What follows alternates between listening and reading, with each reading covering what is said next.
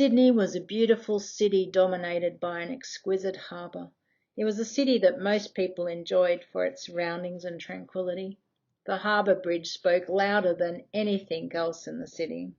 A bridge is often seen as a means to get from A to B. It is seen by most people to travel across a body of water or railroad or whatever laid in their path. This bridge was different to me. It had meaning beyond its grand architecture. Perhaps not too dissimilar to the men who built it in the 1920s, as they gave their blood, sweat and tears into building every piece.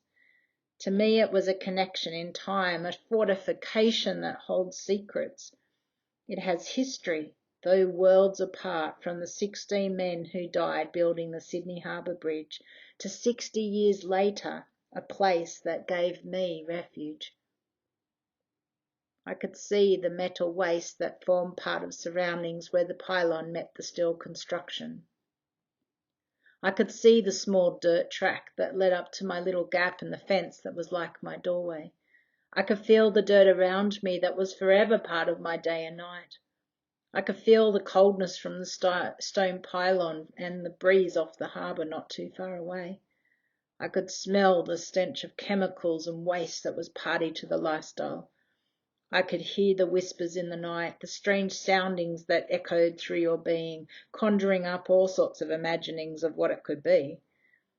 I could hear the night animals at play, scurrying and busy to find a feast. For most of the part I lay awake and listened. I was alert to what may happen and was ready to run. There was a place that was darker and even more dismal around Central Station. Mould grew on all 4 walls, cockroaches ran across the bare concrete floor, water trickled down the walls, pigeons were nestling in the roof, 2 rotten mattresses were lying on the ground. A slight light was peering through the broken window from the neighbour's house where they lived comfortably. This light was far from the homeless male curled up in the corner high on heroin, with his gear lying beside him.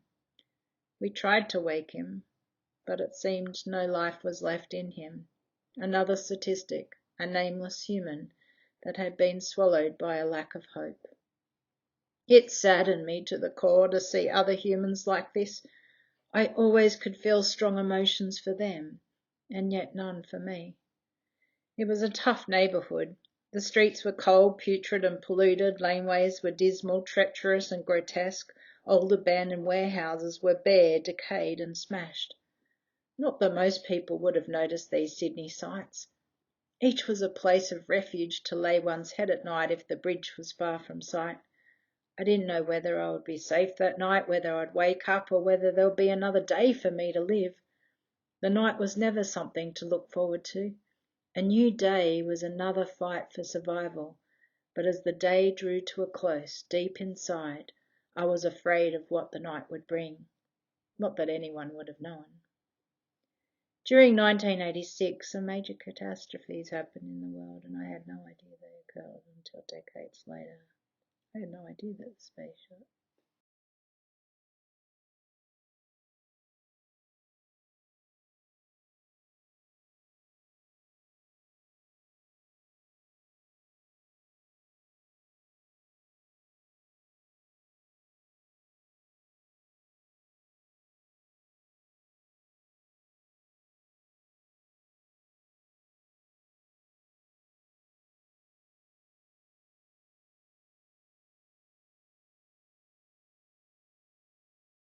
The day before my 17th birthday, I wanted to leave. I had lost a lot, and from some of those things, I didn't want to destroy what's in the book and the story, and give the integrity to go back to the bridge and the homelessness. But I do want to share an inspirational story and leaving with inspiration as we go up towards the end. And when you're at the point of you have no hope left and you're not sure how to keep it going, I've really discovered in life it's about hope held by compassion. And it's the compassion of a few of us, or all of us, that we come together We reach out our hand, we say an encouraging word, we help each other, help the homeless, help anyone. Read each other up and support one another. And as you read my book, you'll actually find a few places just along the way. These people that would just naturally come into my life and make a difference and say the things that I needed to say, even though my trust had been broken, even though I had no faith back then. I had no concept of love. I could only hold on to hope. That hope one day my circumstances will change. Hope one day that I'll not be in the same situation. And it's a day after the day exercise. But the day before my 17th birthday, I won't tell you too much of the story. I decided to go back to America and kicked out of the house at 16 and see if my life had changed. See if I'll be welcome back. Maybe they'll wish me a happy birthday. Unfortunately, that didn't happen. So I grabbed a few things, said goodbye to my old room. And then I noticed a letter that was sitting on the hall table. It was actually this one that I still hold on to. And you might notice that was an email letter. It had been sitting there for 3 months before I got it. And I was so angry at my dad, who was the abuser and who kicked me out, and nothing had changed. I forgot all about it, and I put it in my back pocket, and I left the home really angry, hitched a ride back into the city, and then was just over there at the botanical garden, sitting under a big trees. It was on sunset. While everybody else in the city and lovers of the shore were probably seeing all the beautiful picture of what Sydney displays tonight, all over the place. But right at that point of death, at that second before, I went, hang on a second, I've got a letter from Liz. I have to see what's happening in her life before I leave her home.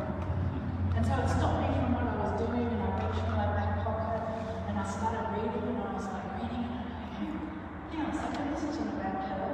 She's in America helping 16, 17-year-olds with drug and alcohol issues and homelessness, exactly the same position I'm in, over in America helping them.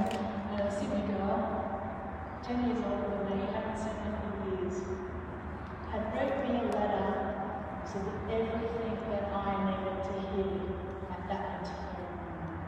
And what's in the letter, you can read it. But it was life-changing for me to be still standing here.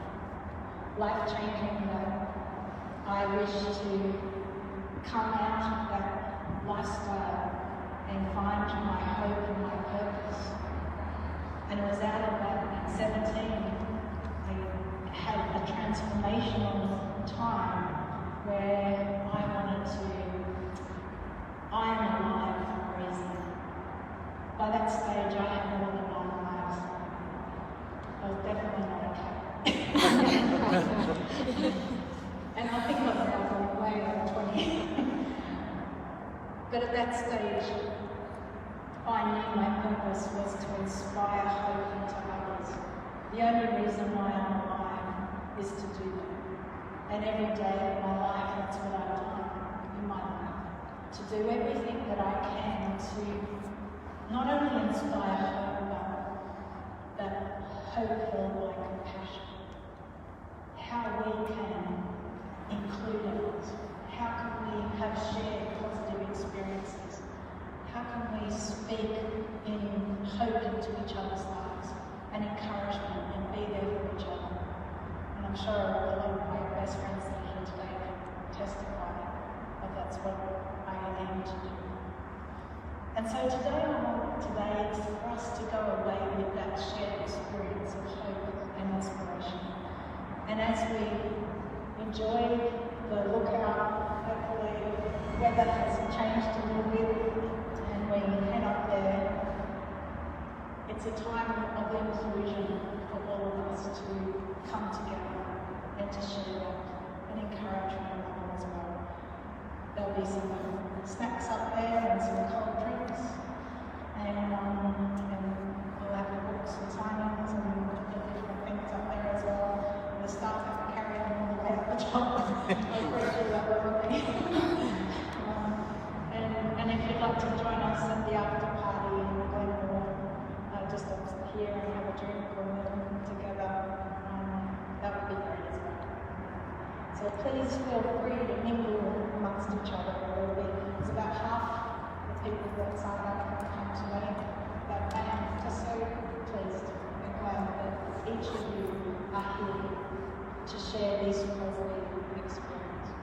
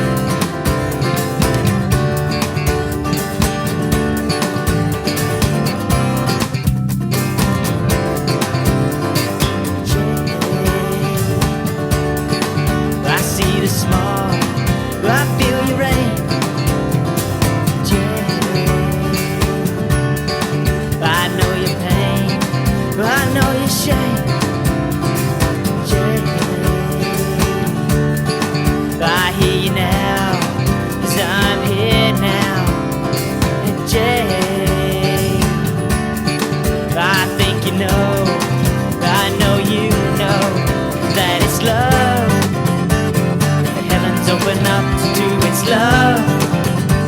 When will you come and love? Step beyond the